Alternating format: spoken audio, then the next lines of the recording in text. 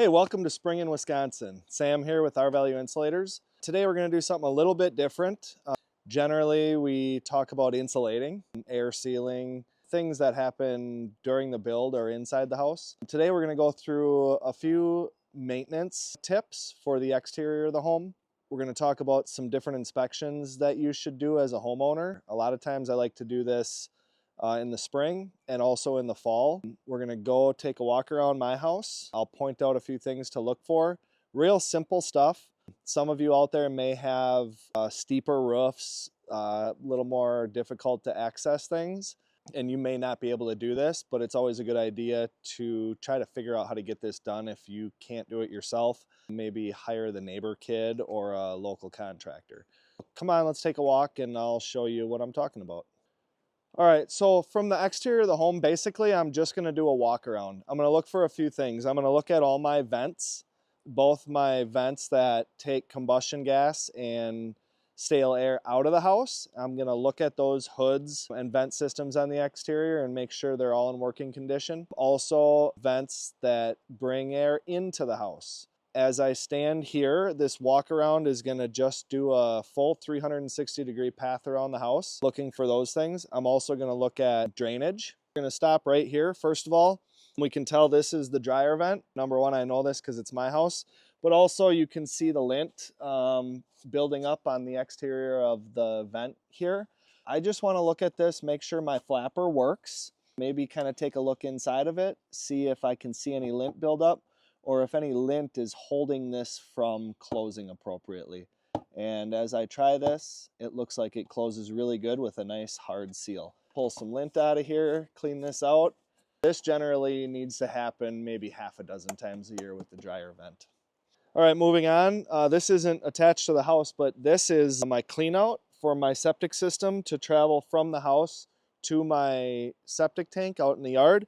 I always just kind of try to keep that exposed. If that ever needs to be gotten to, we know where that's at. As we continue around the house, the only other thing on this side of the house that I'm really looking at is my furnace, exhaust, and intake pipes. I'm going to make sure these are clean and free of any obstructions to ensure that they're functioning properly. So another thing I'm looking for as I walk by it, here's my gutter downspouts. This system of our home is extremely important to carry the water away from the home. Remember, a dry home keeps water away from it. So I'm just going to inspect this, take a look at this. I've actually taken my leaf blower already and I have blown out this run. This gutter downspout goes underground, comes out right here. I like to just come in here, clean the debris away from it. There's no doubt critters can get into here. We kind of just pay attention to this. If you put a cap on this with screening or anything, it's going to plug up rather quick and you're going to end up with more problems. So I've found that just leaving them open and paying attention to them is the best bet. As we get to the back of the home, there's a couple vents here. I'm coming over to a bathroom exhaust vent right now. This bathroom fan is turned on and there's moisture condensating here. One of the kids must have taken a shower. But again, I see that the flapper works appropriately and it's in good working order. Now come down this way. This is another thing that really requires a yearly inspection. This is actually my makeup air for my furnace. Generally, I have this closed for a couple reasons. Number one, I close this up in the spring, so when I run my furnace in the summer, I'm not pulling humid air into the house. We open our windows in the summer and we have plenty of air movement and luften, as they say, air changing in the home. So I'm going to leave this in place for now. Again, in the fall on my walk around, I will take this out so I can bring fresh air into the house throughout the winter. And I simply use a piece of cardboard to plug this up. If we look in here, we can see that this is wide open. This travels to the furnace. So this is fresh air for making air up as we exhaust it out of the home. And that's covered with just a 1/4-inch screen wire mesh. If you have a fresh air intake to supply air to your home such as this, one thing I'll say, and I keep mine clean because it's in a place where I can access it, you may find these under the decks, behind a bunch of shrubbery and plants around the house. These 1/4-inch screen wire screens on this will get blocked really easy. They get full of pollen, the debris from outside. And remember, if you're running your house with this opened, all the air, especially in a tight home, is entering your house through this one hole. So as you can imagine, as the air is passing through here, it will get pretty full of debris. So this is an important one to find. As we get to the north end of the house, again, I've got a gutter downspout. I'm going to inspect that, and if we look over here, you can see where that gutter downspout exits from underground. There again, I've cleaned that out already, made sure that's free and clear to allow the moisture to be taken and carried away from the house. As I walk up this way a little bit, this ended up being a problem for me this winter. This is the drain from my garage trench drains. This fitting was exposed. I thought this would be a problem, and it was. It froze up, so I broke that 90 out of there so I could allow that to drain properly. I'll have to get a fix on that, but I also have to protect that from winter from now on. All right, we've done kind of a quick walk around the exterior of the home. It took about 5 minutes. That's really all you're looking to do. Just a quick walk around looking for problems. 99% of the time, a problem that begins can be visually seen and dealt with before it turns into a bigger problem. I got the ladder set up.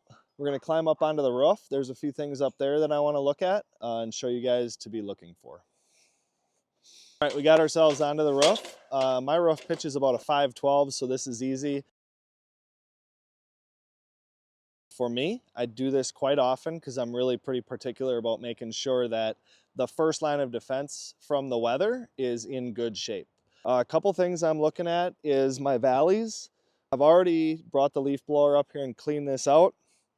We live in a pine tree forest here, so I end up with a lot of pine needles. I want to make sure that these valleys are free of pine needles and allow the water to flow out of here.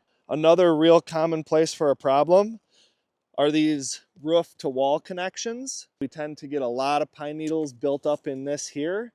If those sit in there for too long, they end up rotting in there and causing problems with all kinds of stuff down in this section. So we want to make sure that's all clean and free of debris. Along with just a general inspection of the roof, and I do have some storm damage, so there are some holes in the roof that's working on being fixed right now. I'm going to come take a look at my plumbing vent stack boots. What I mean by that is this is the flashing kit that goes around the plumbing vent stack. This rubber boot that fits around here is supposed to fit nice and tight. The boot is supposed to be generally pitched upward and sealed around the pipe. So I like to make sure that these things are all right. There's some caulk installed on the top of the boot.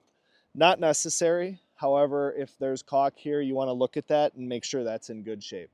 All right, I just talked about plumbing vent stack boots, and here's another one. One thing I want to point out, I talked about the pitch of this rubber boot being up onto the pipe and well sealed. Sometimes, and quite often actually, these are put in, the plumbers are moving this pipe up and down as they're putting this in. And sometimes they'll roll the top edge of this down, and that doesn't work. That fills with water and allows water to drip down there.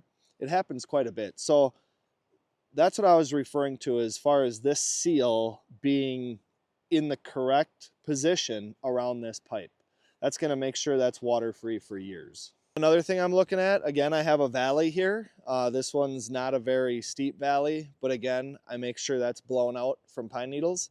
The other thing I'm always looking at is my ridge vent and my shingle capping. When this was put on, these exposed nails were tarred over, and you can see that just in the course of, this is 2 years old, some of this tar is cracking. This is one issue with putting tar exposed on the roof, it's going to crack. But like I said before, I was up here with the leaf blower taking care of some of these things.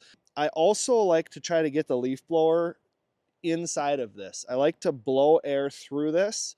And what's interesting is you'll see debris fly out all over the place. We're in so many attics. I look up at the ridge vent, and those ridge vents are just covered with pollen and dust and everything else that gets caught in there. I have 1/4-inch screen wire mesh under this ridge vent to keep critters out. But getting that leaf blower into here and blowing that stuff out of there is really beneficial to the longevity of your roof.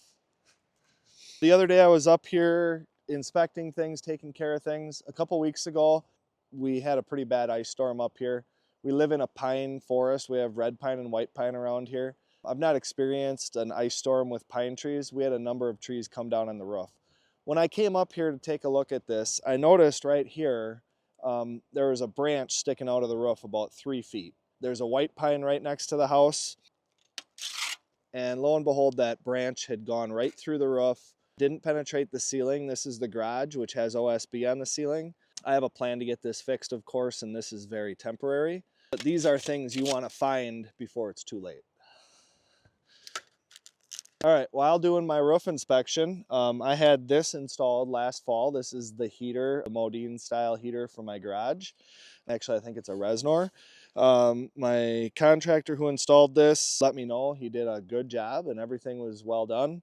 But when I came up here and looked at this, I noticed that this flashing really isn't installed correctly. I think what happened is fall got a little ahead of him and the roof was kind of icy, so he didn't do what he was supposed to do. We've got drywall screws holding this in, and this flashing is just tucked up underneath the first row of shingles. What I'm going to have to do here is take this all apart, get these shingles lapped over this the way they're supposed to be. So all that's sticking out here is about 2 to 3 inches of the bottom of this flashing, just to make sure that the water can't be driven sideways underneath this.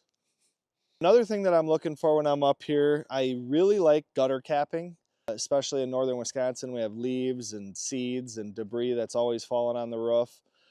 This is a high flow gutter cap. As you see, there's a number of holes in it. I thought I'd try this. I'm not real happy with it. It seems like the pine needles hang up in this, then they hold up other pine needles and they just kind of get buggered up along this edge. So it feels like I'm up here quite a bit cleaning those off. But this is something you just want to have a look at. If that stuff starts filling up with debris, it's gonna hold up the rest of the debris on the roof and congregate it right down by the edge. So again, this whole roof took me about 10 minutes to clean off with the leaf blower and deal with all the issues that I talked about. The total roof inspection, you can run around and inspect a roof like this in less than 10 minutes. It in fact takes longer to get the ladder out than it does to get this inspected.